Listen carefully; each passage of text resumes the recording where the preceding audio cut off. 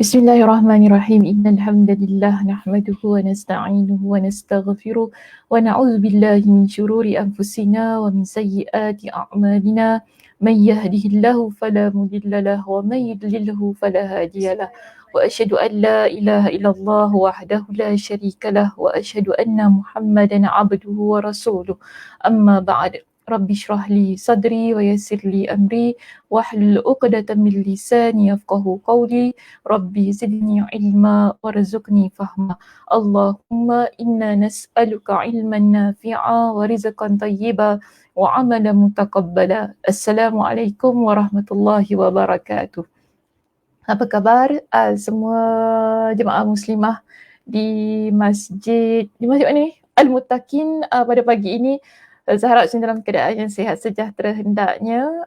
Setelah kita tidak bersiaran selama 2 minggu dan alhamdulillah pada pagi ini Allah Subhanahu Wa Taala memberikan kepada kita dengan ruang kesihatan untuk kita bertemu di bulan Ramadan. Ya Allah, masya-Allah, di bulan yang tekak susah kering baru start baru buka 5 tekak kita dah rasa kering. di bulan yang masya-Allah tabarakallah penuh barakah, penuh keberkatannya. Mudah-mudahan Allah Subhanahu Taala menerima amal soleh kita di bulan ini. Dan antara amal soleh sebenarnya yang boleh kita lakukan ialah menuntut ilmu Allah Subhanahu Wa Taala, iaitu ilmu agama. Dan saya kira siapa bersama dengan saya pada pagi ini, boleh saya lihat insan-insan yang bersiaran pada pagi ini. Kita ada siapa? Kak Sugiarti kita. Assalamualaikum Ustazah, selamat pagi. Selamat pagi Kak Sugiarti. Ada juga bersama kita Kak Zah ya. Assalamualaikum. Assalamualaikum warahmatullahi wabarakatuh. Moga sihat pagi ini insya-Allah. Amin. Kita ada Kak Rupiah, itu salam. Oh, yang bersiaran di ruangan YouTube ya. Kak Som juga sebagaimana biasanya dengan kita. Assalamualaikum Ustazah dan Assalamualaikum warahmatullahi. Ya, Azfah juga bersama dengan saya. Waalaikumsalam warahmatullahi wabarakatuh. Siapa lagi? Kak Aisyah kita. Waalaikumsalam warahmatullahi wabarakatuh. Alhamdulillah, Ramadan Karim semua ya. Ramadan Mubarak kepada semua. Baik, jadi ada lagi.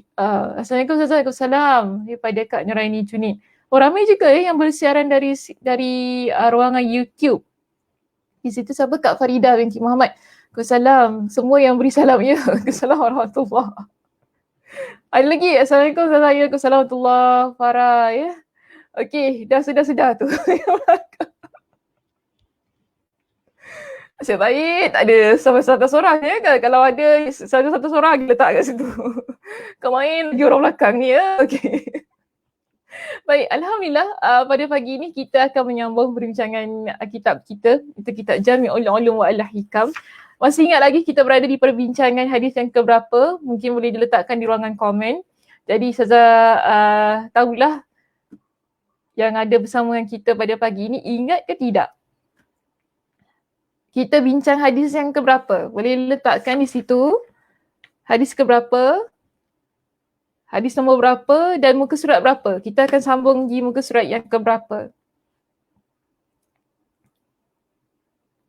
Ada jawapannya? Ke semua entah ya, dah 2 minggu dah Ustazah cuti kan itulah ya. Hadis yang ke-38, murka dan redha Allah ya. Kak Som kata hadis 38, murka dan redha Allah. Okey, ada jawapan yang lain? Azfar nak jawab ke di situ? Jika Azfar masih lagi lah, kok Azfar tengah goreng, tapi udah Ramadan tak boleh nak goreng apa-apa. Pagi-pagi ni. Hadis 38 now, page 359. Page 359. Betul, page 359. Tapi kita dah bincangkan page 359. So kita nak sambung page yang keberapa? Hadis 38 betul. Ya, kita sekarang berada di hadis yang ke-38. Hari ini kita akan sambung darjat yang kedua Ustazah. Ya, Masya Allah, tabarakallah Kak Som. Betul ya, hadis kita yang ke-38 kita akan sambung muka surat 363 pada perbincangan darjat yang kedua.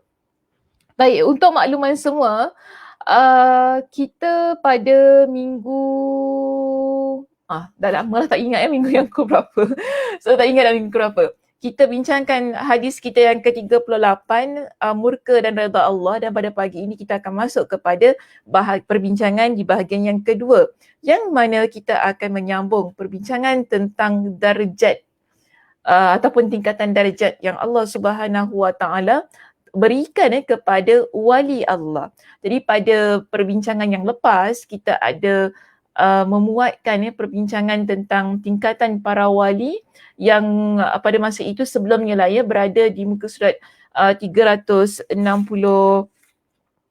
sebenarnya, 361. Kita bincangkan darjat yang pertama, dan pada pagi ini kita akan masuk kepada darjat yang kedua. Jadi kalau masih ingat lagi perbincangan darjat kita yang pertama berkenaan dengan tingkatan para wali itu ialah kita membincangkan tentang bagaimana mereka yang berada di darjat yang pertama ini mendekatkan diri kepada Allah dengan mendekatkan diri kepada Allah dengan amalan fardu, amalan yang utama.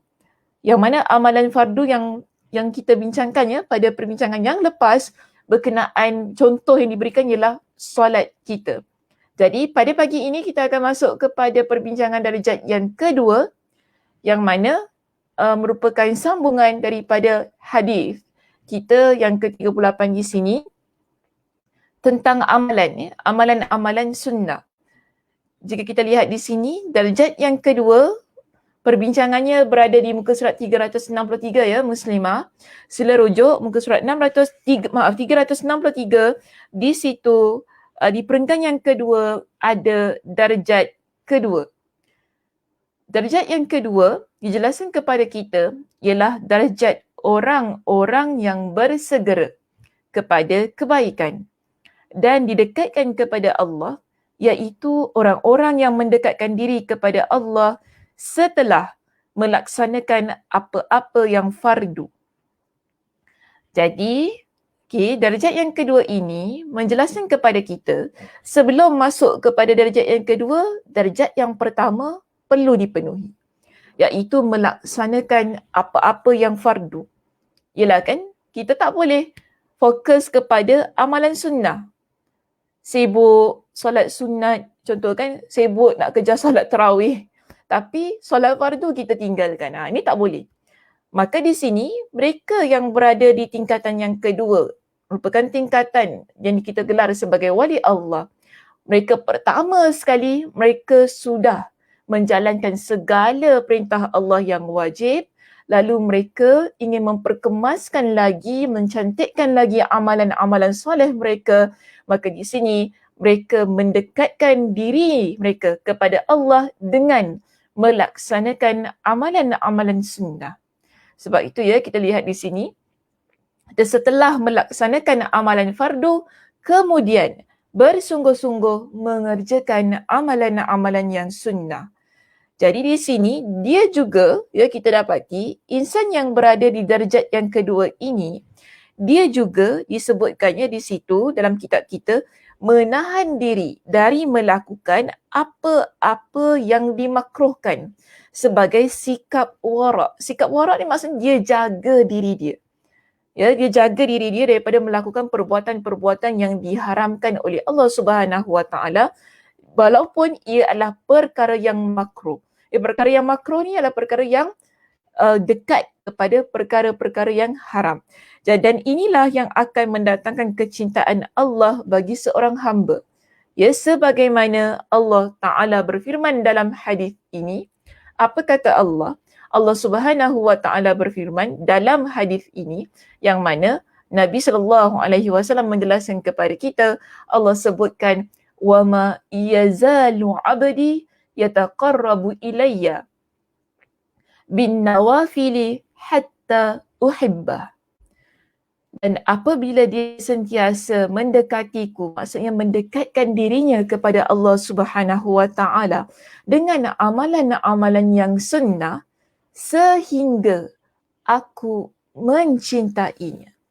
Jadi usaha seseorang mendekatkan diri mereka kepada amalan-amalan sunnah adalah usaha demi menggapai cinta Allah Subhanahu Wa Ta'ala.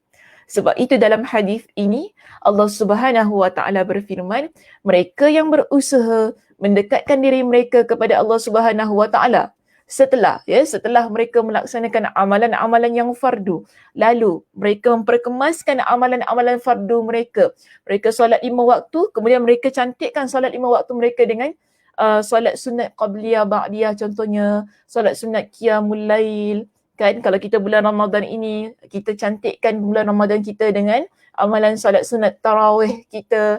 So di situ kita panggil sebagai antara cara seseorang dia mendekatkan dirinya kepada Allah dengan amalan-amalan sunat. Jadi Allah kata dalam hadis ini, mereka yang berusaha ke arah sedemikian, maka aku akan mencintai mereka. Antara amalan yang disebutkan sebagai contohnya di sini, sebelum kita masuk kepada tersilap Ustazah, lihat ya di situ. Sebelum kita masuk kepada contoh di sini, Imam Ibn Rajab Al-Hanbali, beliau jelaskan kepada kita ya tentang apakah kesannya ketika seseorang dia berusaha mendekatkan dirinya kepada Allah dengan amalan-amalan yang sunat itu tadi. Jadi di sini Imam Ibn Rajab Al-Hanbali, beliau jelaskan kepada kita dengan begini. Apa katanya? Sila ya muslimah, lihat di muka surat kita yang ke-363 di situ.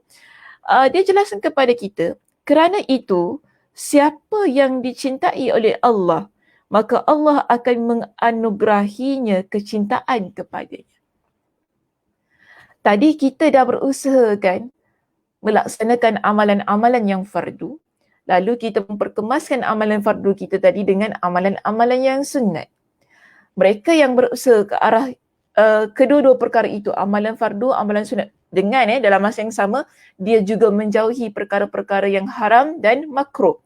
Jadi di sini orang yang begini, Imam Ibn Rajab Al-Hanbali katakan Allah Subhanahu wa taala akan mencintainya. Siapa yang Allah cintai, Allah akan berikan kepada mereka dengan beberapa perkara. Apakah ia? Di sini, dia jelaskan kepada kita, maka Allah akan menganugerahinya kecintaan kepadanya. Iaitu kita bukan saja Allah Subhanahu wa taala cinta kepada kita, tetapi diri kita, hati kita ini ya muslimah, kita akan lebih cenderung kepada perbuatan-perbuatan, amalan-amalan yang mendatangkan kecintaan Allah Subhanahu wa taala kepada kita. Secara langsung di sini kita kata ya, orang yang sentiasa berusaha mendekatkan diri mereka kepada Allah dengan amalan fardu, dengan amalan sunat, mereka adalah insan yang Allah berikan dalam hati mereka satu rasa yang mana mereka itu cinta kepada Allah. Ya, mereka ada rasa cinta kepada Allah Subhanahu wa taala. Jadi, selain daripada itu ya, dijelaskan kepada kita, Allah juga anugerahkan kepada orang tersebut ketaatan kepadanya, iaitu kita mudah. Bila kita dah cinta kepada Allah Subhanahu wa taala, kita akan mudah melakukan perbuatan-perbuatan yang Allah perintahkan kepada kita, iaitu melaksanakan ketaatan-ketaatan kepada Allah. Salat, puasa di bulan Ramadan yang merupakan kewajipan kepada kita. Kan orang kata tekak kering macam mana ke, cuaca panas macam mana pun, ya, bila dah namanya puasa, kita puasalah juga. Sebab apa? Bentuk ketaatan kita kepada Allah Subhanahu wa taala. Kita tak kata, malaslah hari ni nak puasa. Ya Allah, hai, aku letih lah hari ni, tak payahlah puasa kerana alasan yang begitu, kita tak panggil ini sebagai alasan yang syar'i lah ya. Ada alasan-alasan yang boleh menyebabkan kita membatalkan puasa kita. Contohnya sakit kan, wanita yang dalam keadaan haid, istihadah, wanita yang menyusukan yang dia ni tak larat nak puasa dan sebagainya, sebab agama kita ni tidak menyusahkan lah ya. Namun kalau sekiranya dia sengaja kerana kemalasan dia, kerana ketidakinginan dia, kerana dirasakan perkara itu tidak wajib, ini tak boleh lah. Kalau dalam keadaan sedemikian tidak dibenarkan. Tetapi di sini, kalau kita rasa malas macam mana sekalipun, tekak kering macam mana sekalipun lah, ni saya kata tadi kan, Tapi kerana ketaatan kita kepada Allah Subhanahu Wa Taala itu tadi, kita tetap melaksanakan perintah Allah. Jadi ini dipanggil sebagai ketaatan kepadanya.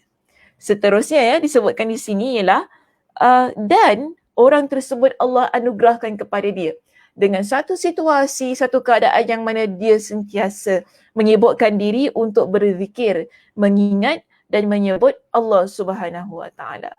Jadi ini kita lihat beginilah ya, usaha ini iaitu usaha kita mendekatkan diri kita kepada Allah tadi dengan amalan-amalan kita yang sunat itu tadi kan, setelah, sekali lagi saya tekankan, setelah kita melaksanakan amalan-amalan kita yang fardu iaitu yang wajib, ia akan memberikan hasil ataupun kesan dalam kehidupan kita.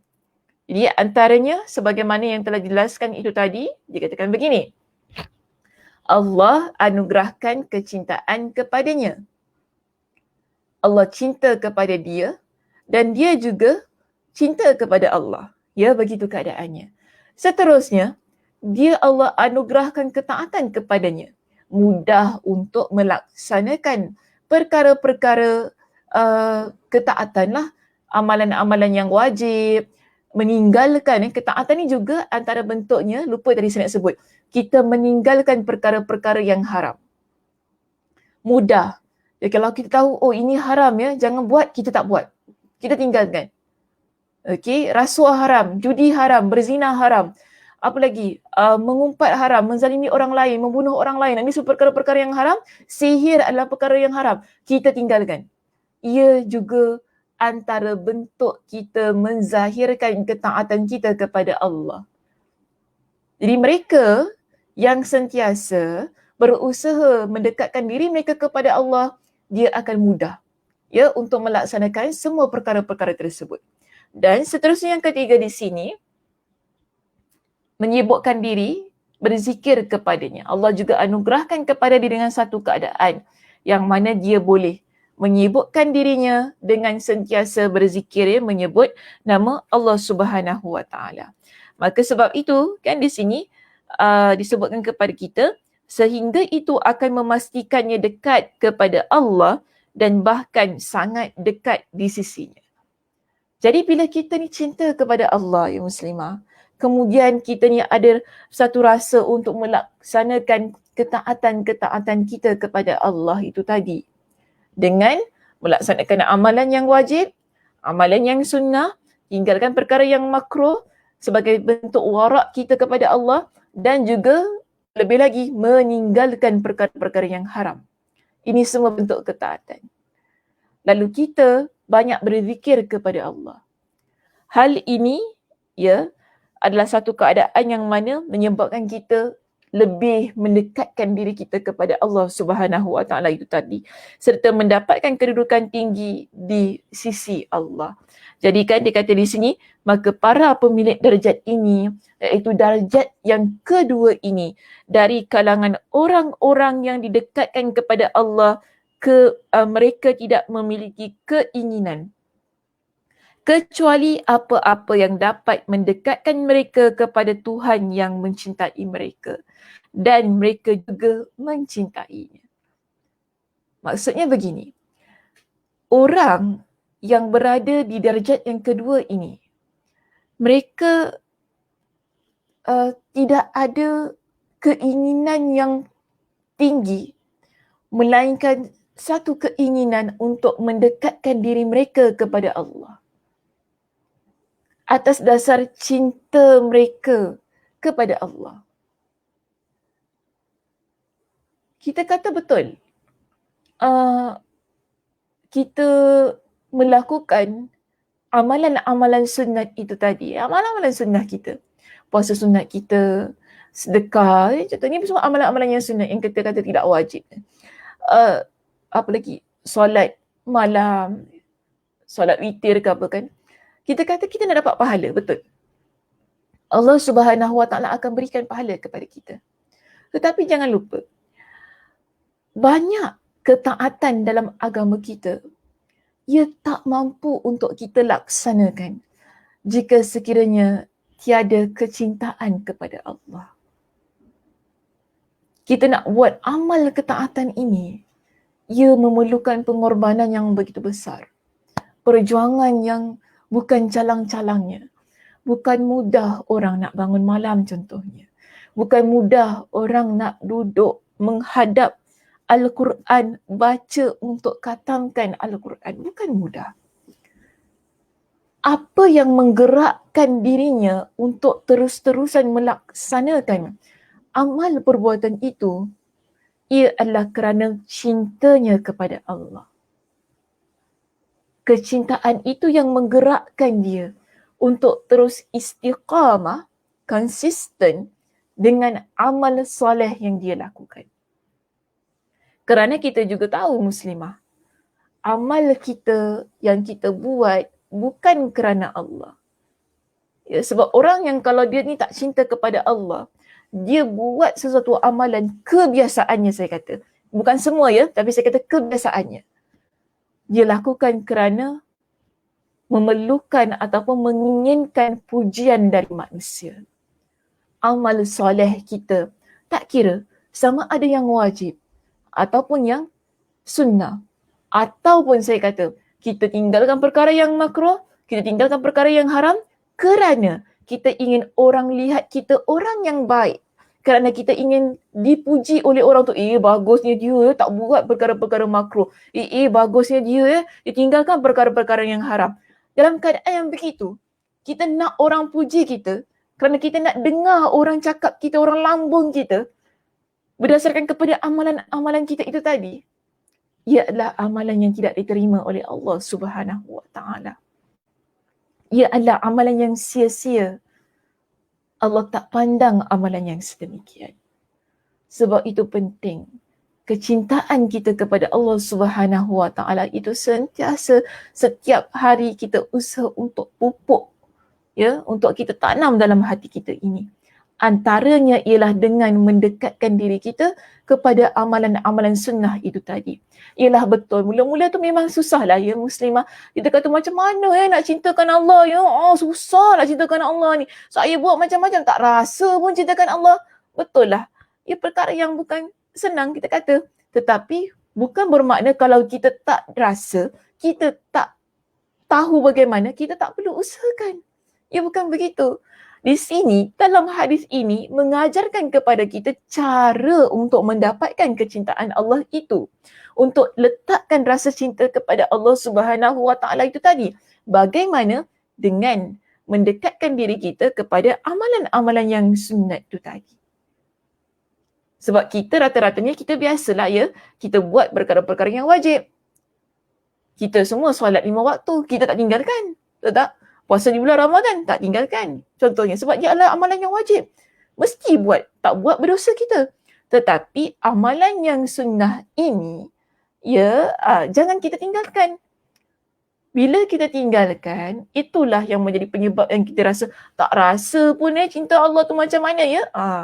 Jadi sebab tu bila kita usaha untuk menggapai kecintaan Allah itu tadi, ia ada caranya. Lebih banyak kita buat sesuatu ya untuk mendekatkan diri kita kepada Allah, maka di situlah lebih mudah datangnya rasa kecintaan kita kepada Allah. Kerana apa? Allah Subhanahu Wa Taala cinta juga kepada kita. Sebagaimana poin-poin yang ada di slide kita itu tadi menyebutkan bahawa Allah anugerahkan kepadanya kecintaan kepadanya dengan usahanya itu tadi yang nak mendekatkan diri kepada Allah Subhanahu Wa Taala. Jadi di dalam kitab kita ini ya menjelaskan kepada kita di antara amal agung yang dengannya seseorang hamba dapat mendekatkan diri kepada Allah dari amal-amal sunnah, sebab amal-amal sunnah ini ada banyak muslimah. Ya, kita ada solat sunat kita, puasa sunat kita, kan sedekah kita, sebab ada sedekah yang wajib, sedekah wajib ni kita panggil zakat lah ya. Dan apa lagi? Perkataan tu dah hilang dah jangan cuba. Tak apalah dah hilang perkataan tu. So ada banyak, yang penting ada banyak. Tapi dalam kitab kita ini, dia memberikan satu contoh kepada kita yang boleh kita amalkan untuk mendekatkan diri kepada Allah Subhanahu wa taala. Jadi di sini diberikan kepada kita dengan satu contoh, iaitu banyak membaca Al-Quran. Banyak membaca Al-Quran. Dan dia kata menyimak Al-Quran.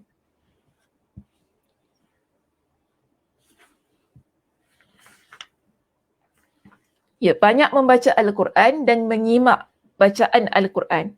Maknanya bila kita kata kita banyak membaca, kitalah yang baca ya Al-Quran itu. Kemudian bila kita menyimak, maksudnya bila orang lain baca, kita dengar. Orang lain baca, kita dengar. Dan ia disertai dengan memikirkan, merenungi dan memahami maknanya. Maksudnya apa? Kita tadabbur. Apa yang kita baca itu tadi, apa yang kita semak tu tadi. Semak bukan semak. Beza dua perkataan tu. Yang kita semak tu tadi.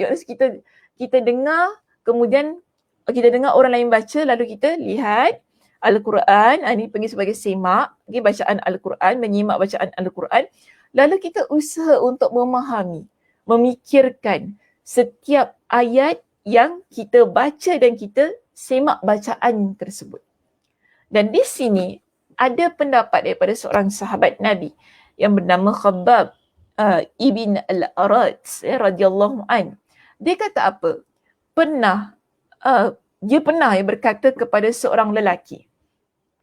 Jadi ini nasihatnya. Dia berikan nasihat kepada seorang lelaki. Apa kata dia? Dekatkanlah dirimu kepada Allah sesuai kesanggupanmu. Kita nak dekatkan diri kita kepada Allah. Tadi pun saya sebutkan, amalan sunnah itu ada banyak. Kita seharusnya boleh memilih apakah amalan-amalan sunnah yang sesuai dengan kesanggupan kita. Ya, dengan kita panggil apa yang kita mampulah ya. Jangan semua perkara kita nak buat yang akhirnya kita tinggalkan. Dia yang penting, walaupun perkara sunnah itu sedikit kita lakukan, tetapi kita konsisten. Itu lebih baik. Daripada kita buat banyak-banyak, namun akhirnya sampai satu masa kita bosan, kita tinggalkan terus. Bila dah tinggalkan terus, dia nak start balik tu susah. Sebab itu kita nak buat apa-apa, ya, amalan sunnah ini ikut kepada kemampuan kita. Kalau kita kata contoh, saya kata di sini. Kalau kita kata kita tak mampu nak bangun solat malam hari-hari, seminggu sekali pun jadilah. Ya, seminggu sekali pun jadilah. Yang penting konsisten. Yang penting dalam seminggu itu ada masa yang kita bangun malam. Begitu keadaannya. Kalau kita kata dalam kita nak puasa Isnin Khamis contohnya, tak boleh, tiap minggu kita tak mampu. Okey, tak apa. Dalam sebulan itu, at least, adalah ya kita puasa Isnin dan Khamis. Jadi situasi-situasi ini dilihat kepada kemampuan kita.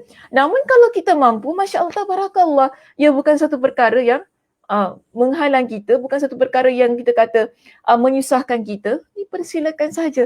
Sebab semua orang ada kemampuan masing-masing. Kita tak bolehlah nak letakkan kemampuan diri kita sama macam kawan kita.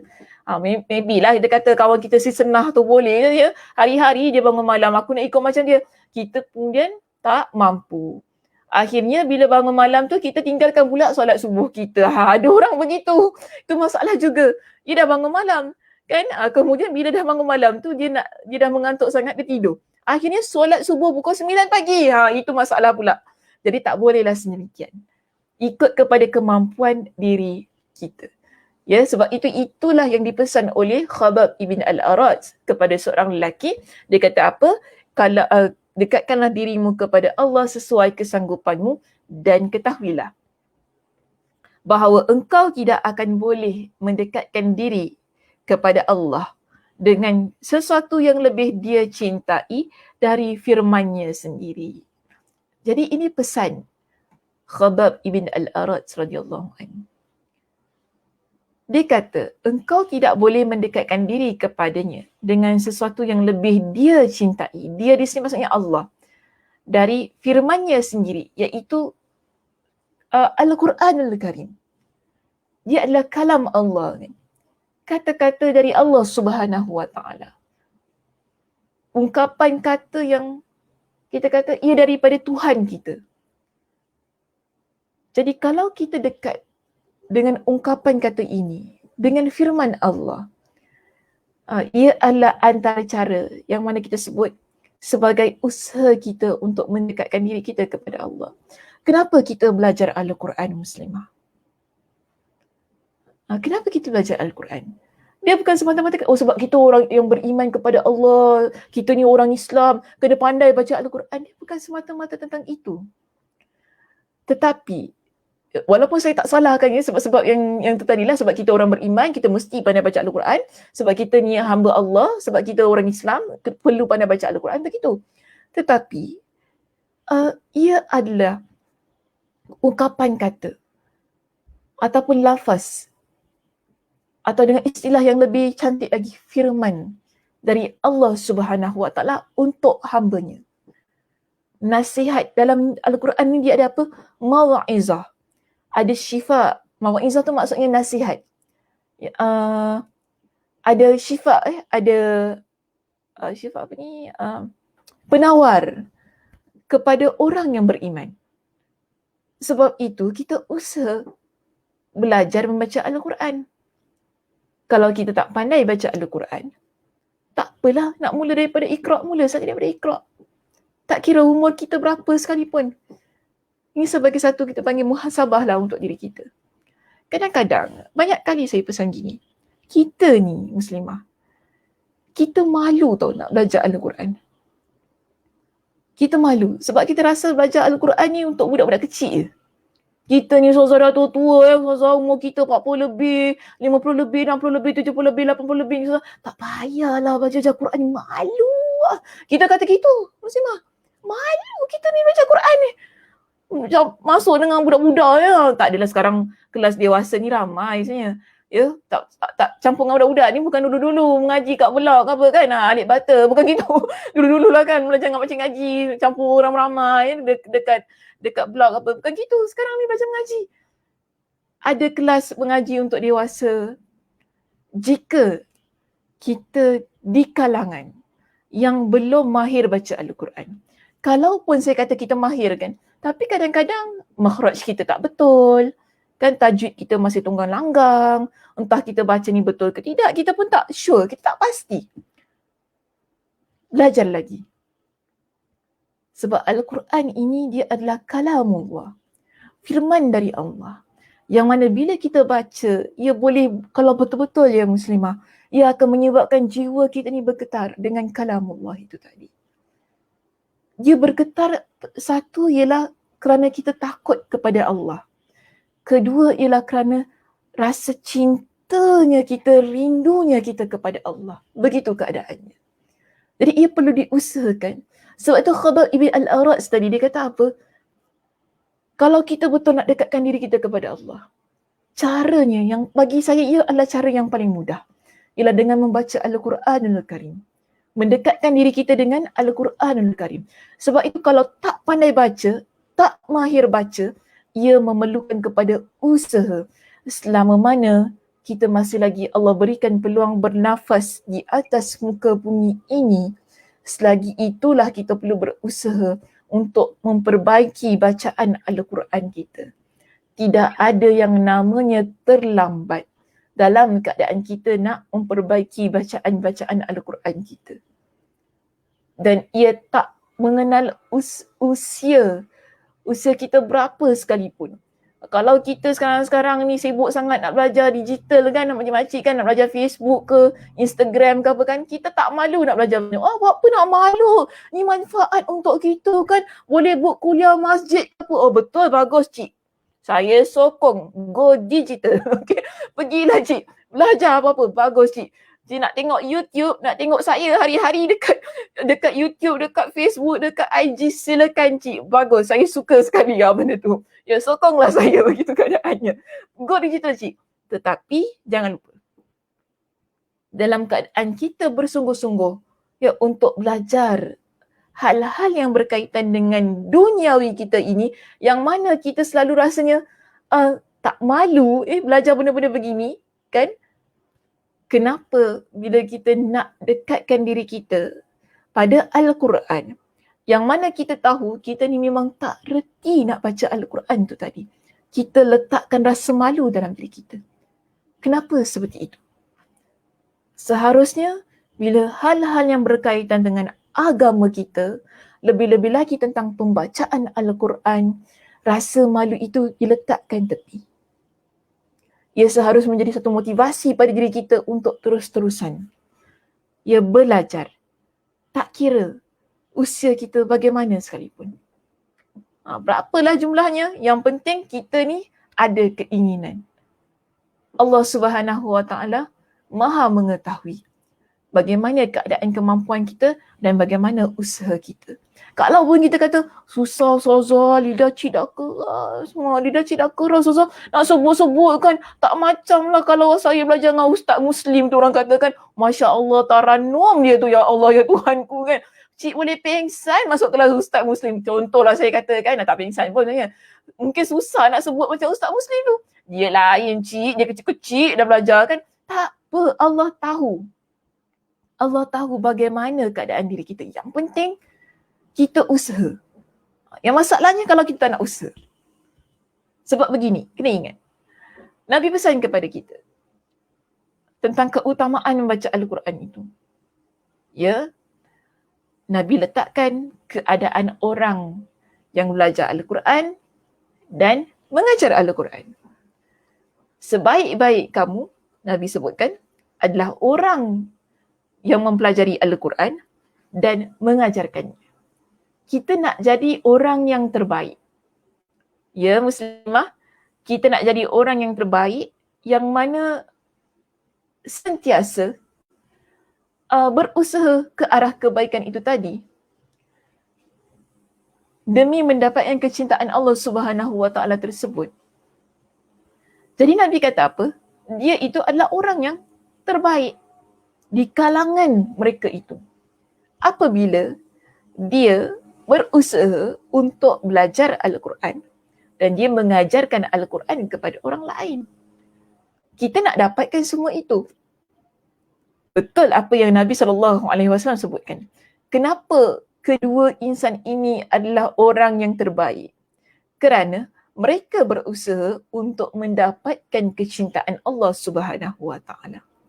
Jadi mereka mendekatkan diri mereka kepada Allah dengan cara mempelajari Al-Quran dan mengajarkan Al-Quran. Kerana kedua-dua keadaan itu adalah usaha mereka membaca Al-Quranul Karim. Yang penting niatnya itu tadi, ikhlas kerana Allah. Ya, ikhlas kerana Allah.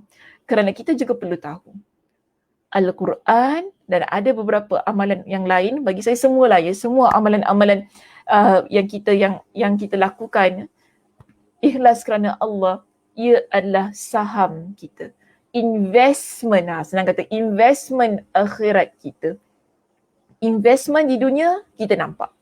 Tapi investment akhirat betul kita tak nampak. Nanti di akhirat baru kita nampak. Sekarang ini kita perlu usahakan. Sebagaimana yang Allah Subhanahu Wa Taala ingatkan kepada kita. Ya, Allah Subhanahu Wa Taala ingatkan kepada kita dalam surah Fatir pada ayat yang ke-29, innal ladzina yatsluna kitaballahi wa aqamus salata wa anfaqu mimma razaqnahum sirran wa alaniyah yarjuna tijaratan lan tabur. Sesungguhnya orang-orang yang selalu membaca kitab Allah. Ini maknanya Al-Quranul Karim. Allah kata apa? Orang yang membaca Al-Quran, wa aqamus salat, orang yang mendirikan salat, wa anfaqu mimma razaqnahum sirran wa alaniyah, serta orang yang menginfakkan hartanya dari apa yang kami berikan, iaitu Allah berikan kepada mereka secara bersembunyi ataupun secara terbuka. Ini maknanya di sini, daripada ayat ini jelas kepada kita, sedekah ini dia boleh dua cara. Satu, kita boleh lakukan secara sembunyi-sembunyi. Satu juga kita boleh lakukan dengan secara terbuka. Jadi tak salah kalau nak bersedekah secara terbuka. Namun masih lagi ia berbalik kepada niat masing-masing. Ya, dan Allah kata apa? Amalan-amalan ini yarjuna tijaratan lan tabur. Mereka yang melakukan amalan-amalan ini, mereka mengharapkan sejenis perniagaan yang tidak akan mengalami kerugian. Investment mereka ni kan, dia tak pernah ada bentuk kerugian. Kadang-kadang kita ni invest kepada satu perkara, kita rugi. Tetapi kalau kita melakukan amalan-amalan ini, iaitu membaca Al-Quran, mendirikan solat, bersedekah, ketiga-tiga amalan ini Allah kata ia adalah amalan yang merupakan bentuk perniagaan yang tak pernah menjanjikan kerugian. Ia sentiasa menguntungkan kita dunia dan akhirat. Dan kita bila kita nak mendekatkan diri kita kepada Al-Quranul Karim, satu perkara yang perlu kita diingat di sini sebagaimana yang dijelaskan oleh Ibn Mas'ud radhiyallahu anhu di sini. Yang kita balik dalam kitab kita yang Muslimah. Ibn Mas'ud dia jelaskan kepada kita, siapa yang cinta kepada Al-Quran, maka berarti dia mencintai Allah dan Rasul. Kita usaha baca Al-Quran tadi kerana apa? Kita cinta kepada Allah, kemudian kita cinta kepada Rasulullah sallallahu alaihi wasallam. Kerana itu adalah amalan yang Nabi sallallahu alaihi wasallam tunjukkan kepada kita. Lebih-lebih lagi di bulan Ramadan ini. Nabi sallallahu alaihi wasallam setiap hari Nabi baca Al-Quranul Karim. Amalan yang Nabi sallallahu alaihi wasallam tunjukkan kepada kita di bulan Ramadan. Sebagaimana ada sebuah hadis diriwayatkan oleh Imam Al-Bukhari. Di sini diceritakan kepada kita, wa kana Jibrilu yalqahu fi kulli lailatin min syahri Ramadan fayudarisuhu al-Quran.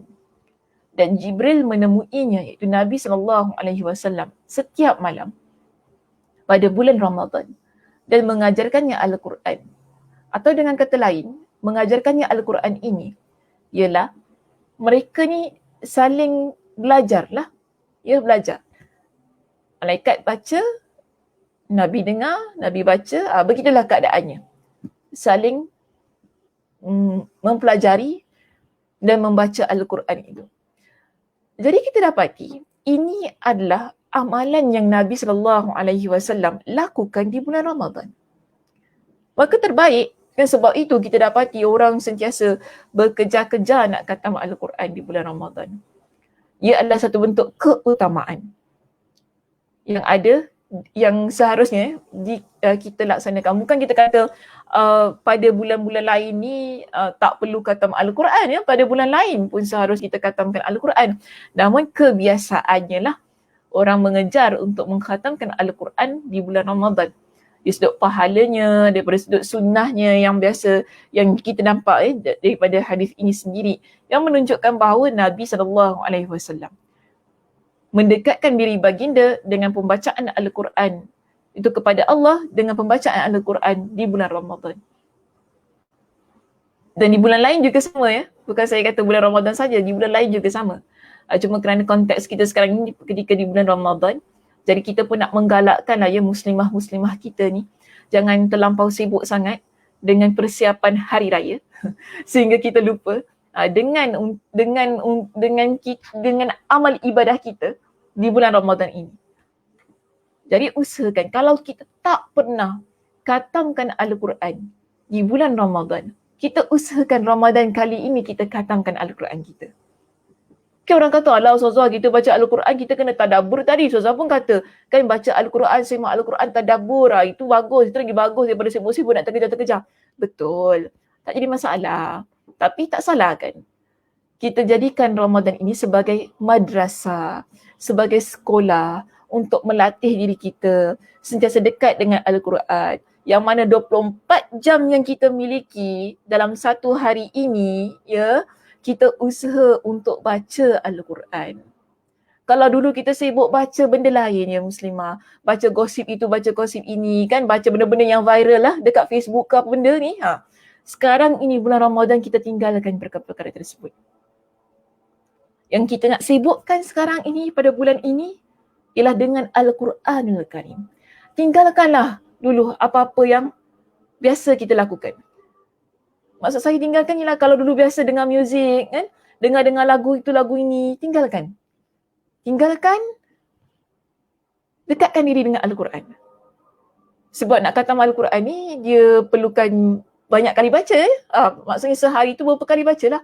Tak boleh baca satu muka surat satu hari. Tak kenalah tu keadaannya bila nak khatam Al-Quran tu. Maknanya dalam satu hari tu ada beberapa kali yang memerlukan kita untuk membaca Al-Quran Al-Karim. Jadi apa-apa perkara yang sia-sia, ya, yang buat kita lalai, tinggalkan sebagai antara cara untuk kita didik jiwa kita, diri kita agar sentiasa dekat dengan kalamullah itu tadi. Bagi kita memupuk, meletakkan satu rasa cinta kepada Al-Quran. Yang mana Ibn Mas'ud radhiyallahu anhu tu tadi kata apa? Dia kata orang yang cinta kepada Al-Quran, dia akan cinta kepada Allah dan dia juga akan cinta kepada Rasulullah. Kalau kita dapat melentur jiwa kita, mendidik diri kita dalam keadaan yang sedemikian, lebih-lebih lagi di bulan Ramadan ini. Sebab apa kata saya motivasikan ni dalam hal yang begini? Kerana bulan Ramadan ini kita lihat orang di sekitar kita, kebiasaannya mereka ni banyak beramal ibadah. Jadi bila kita nampak orang lain usaha kan, nak khatamkan Al-Quran contohnya, kita pun rasa semangat lah ya. Kita nampak kawan-kawan kita sibuk baca Al-Quran, kita pun semangat juga nak baca Al-Quran, begitu. Jadi berbeza dengan bulan-bulan yang lain. Jadi semangatnya kuat. Dengan semangat yang kuat itu jangan kita sia-siakan. Dengan suasana yang kita sebut sebagai pesta ibadah yang ada di bulan Ramadan ini, seharusnya kita mengambil dan merebut peluang itu tadi untuk kita menggiatkan diri kita dengan membaca Al-Quran Al-Karim. Sebab surroundings kita, suasana kita sendiri dah menuju ke arah itu. Jadi kalau kita dengan keadaan suasana yang mana kita nampak orang Islam, kan, masyarakat Islam berpusu-pusu, sibuk-sibuk nak pergi masjid semua kan, yang sibuk-sibuk nak khatam Al-Quran ini dengan suasana yang sedemikian, seharusnya kita tidak biarkan suasana itu lari daripada diri kita. Kita ambil suasana itu, kita terapkan pada diri kita agar kita pun sama sebagaimana orang-orang yang kita lihat di luar sana, yang sibuk nak mendekatkan diri kepada Allah di bulan Ramadan. Jadi ia adalah suasana yang terbaik, suasana yang saya lihat konteks yang begitu menguatkan diri kita untuk lebih semangat membaca Al-Quran. Ya, kita ada contoh yang kedua di sini yang diberikan dalam kitab kita. Apa contohnya? Disebutkan bahawa ada sebuah riwayat dari Mu'adz ibn Jabal. Mu'adz ibn Jabal radhiyallahu an, dia pernah bertanya kepada Nabi SAW dengan satu soalan. Apakah soalan yang dia tanya?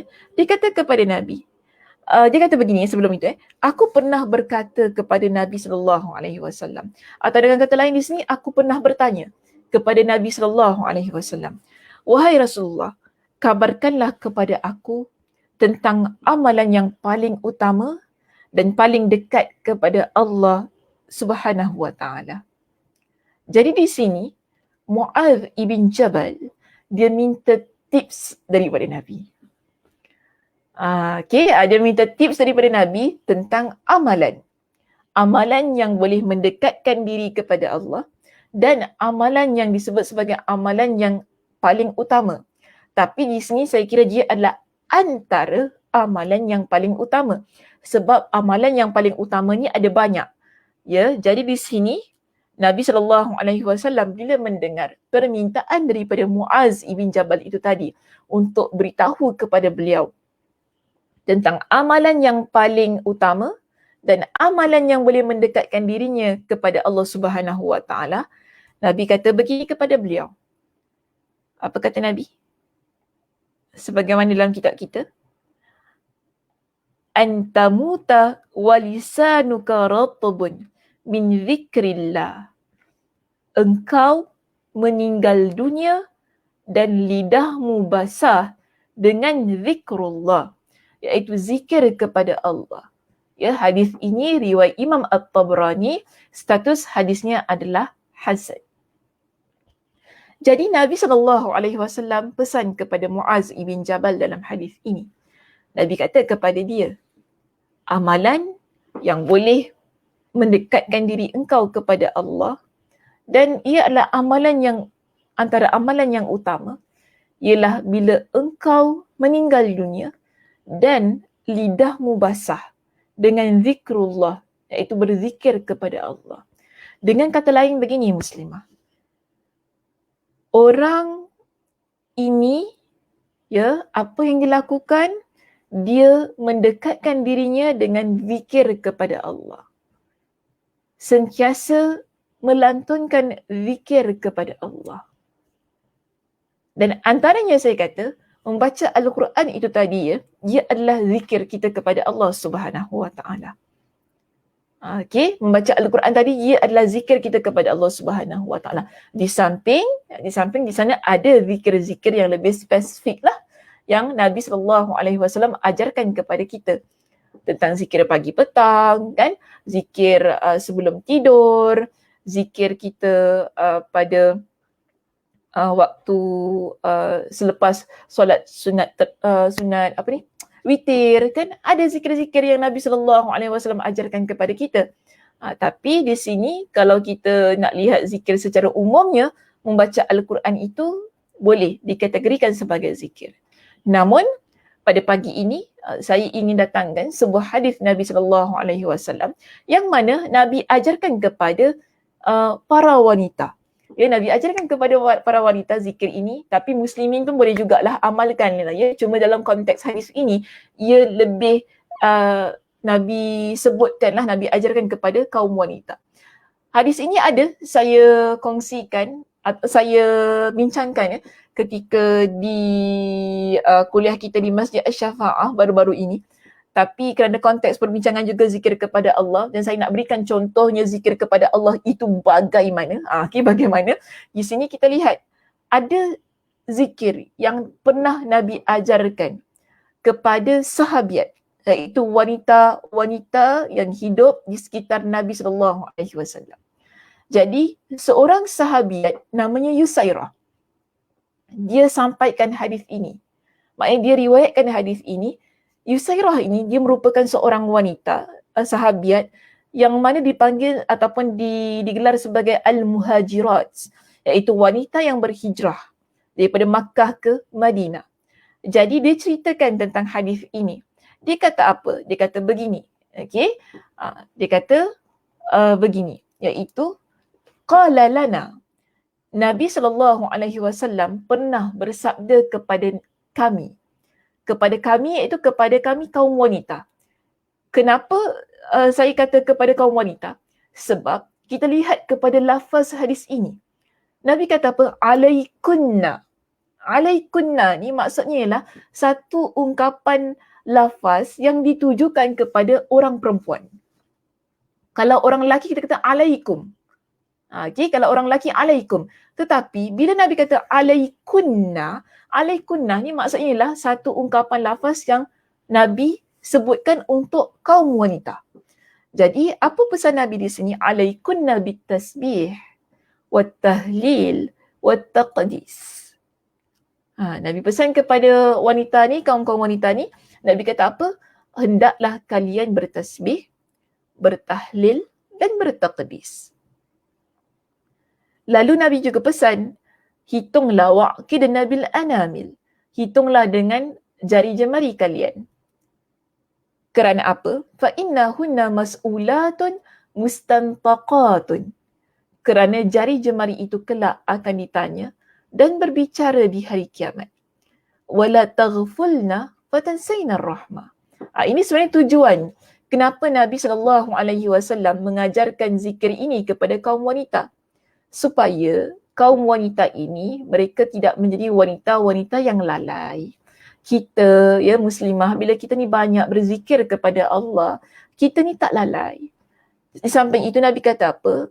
Kalau ni kalian lalai, kalian ni akan lupa dengan rahmat Allah. Jadi kita sebagai seorang muslimah, bila kita banyak berzikir kepada Allah, ia bukan sahaja amalan, yang mendekatkan diri kita kepada Allah, yang menyebabkan Allah tu cinta kepada kita dan boleh menyebabkan hati kita ini cinta kepada Allah. Tetapi ia adalah antara amalan yang boleh kita amalkan bagi mengelakkan diri kita lupa dengan rahmat Allah. Lupa dengan anugerah yang Allah Subhanahu Wa Taala berikan kepada kita. Bila kita banyak zikir kepada Allah Subhanahu Wa Taala, kita ingat harta yang Allah berikan kepada kita bukan harta yang perlu kita nikmati seorang diri, tetapi ada yang lain yang perlu kita bantu dengan harta kita. Harta itu rahmat yang Allah berikan. Tetapi bila kita sentiasa zikir kepada Allah, kita ingat, oh ini adalah daripada Allah Subhanahu Wa Taala. Apa yang saya miliki ini perlu diberikan, dikongsi dengan orang lain. Kita akan berusaha menjadi seorang muslimah yang sentiasa ingin membantu orang lain dengan harta yang kita miliki. Dia begitu. Sebab itu di sini Nabi SAW pesan kepada kaum wanita, banyakkan bertasbih, banyakkan bertahlil, banyakkan bertaqdis. Apa maksud tasbih? Apa maksud tahlil? Apa maksud taqdis? Di sini ya dijelaskan dalam kitab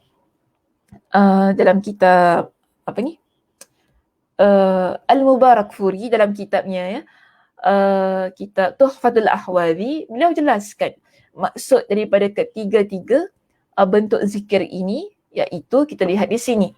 Ia menjadi zikir harian kita lah ya muslimah, yang boleh kita amalkan setiap hari, setiap masa kan.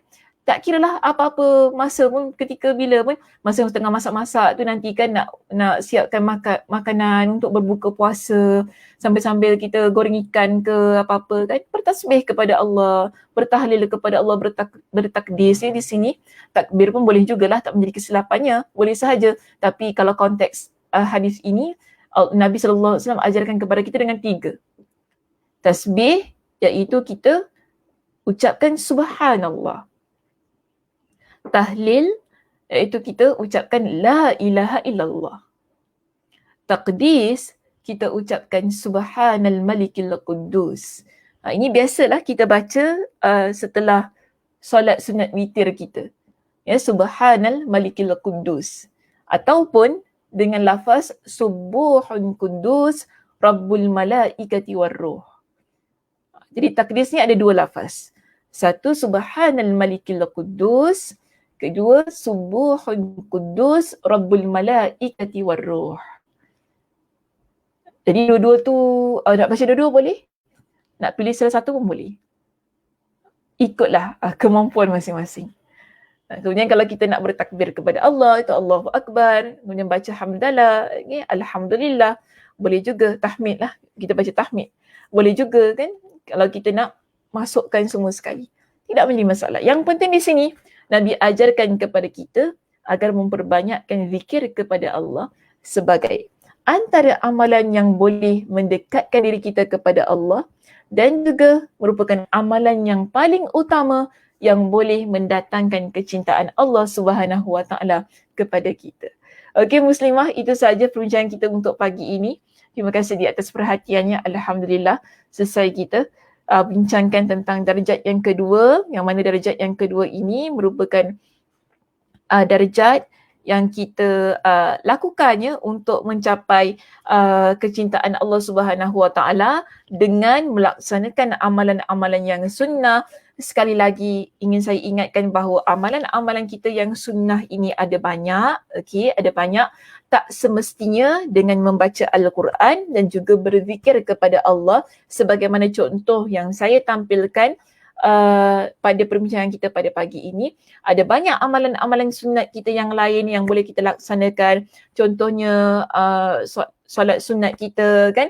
Lebih-lebih lagi kita di bulan Ramadan ini kita ada solat sunat tarawih yang tak kita laksanakan di bulan-bulan lain, tapi kita laksanakan di bulan Ramadan. maka rebutlah peluang itu untuk kita laksanakan. Ya, salat sunat tarawih. Tak dapat lakukan di masjid, tidak menjadi masalah. Kita boleh lakukan di rumah kita. Salat sunat tarawih itu. Okey, kalau kita rasa tak ada imam yang nak mengimamkan kita ni, lakukanlah sendiri. Tak semestinya solat sunat tarawih ini kita lakukan secara berjemaah. Kita boleh lakukan sendirian. Jadi janganlah sibuk-sibuk risaulah, susahlah nak solat sunat tarawih ni apalah ya, menyusahkan lah, tak boleh pergi masjid dan sebagainya, tak ada orang nak imamkan kita. Tak jadi masalah. Yang penting nak dengan tak nak saja kita ni lakukan. Okey, dan banyaklah selain itu kita ada zikir tadi, sedekah ya, sedekah juga adalah amalan sunat kita yang boleh kita lakukan. Membantu orang-orang yang ada di sekitar kita, dia juga boleh dimasukkan kepada amalan-amalan yang boleh mendekatkan diri kita kepada Allah Subhanahu Wa Taala. Okey muslimah, itu saja perbincangan kita untuk pagi ini. Mudah-mudahan Allah Subhanahu Wa Taala memberikan kepada kita dengan kesihatan dan kelapangan masa untuk kita bertemu di satu lagi sesi pertemuan kita sebelum kita cuti sempena Ramadan dan juga Syawal lambat lagi lah, tapi kerana ada cuti umum nanti kan yang berada pada hari Sabtu, maka minggu hadapan adalah kuliah kita yang terakhir untuk sesi ini ya, bagi memberikan laluan kepada kita beramal ibadah, lebih lagi giat dalam beramal ibadah dan juga untuk menyambut Syawal nanti.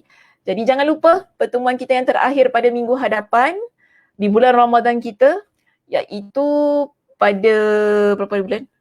Saya tak ingat apa bulan. 24 hari bulan, okey, 24 hari bulan sebelum kita cuti panjang. Sebab tu cuti bulan Jun nanti baru jumpa lagi. Lama lagi. So jangan lepaskan peluang untuk bertemu saya di sesi yang terakhir pada minggu hadapan. Jadi saya tutup kuliah kita pada pagi ini dengan tasbih kafarah. Subhanakallahumma wa bihamdika asyhadu an la ilaha illa anta astaghfiruka wa atubu ilaik. Assalamualaikum warahmatullahi wabarakatuh.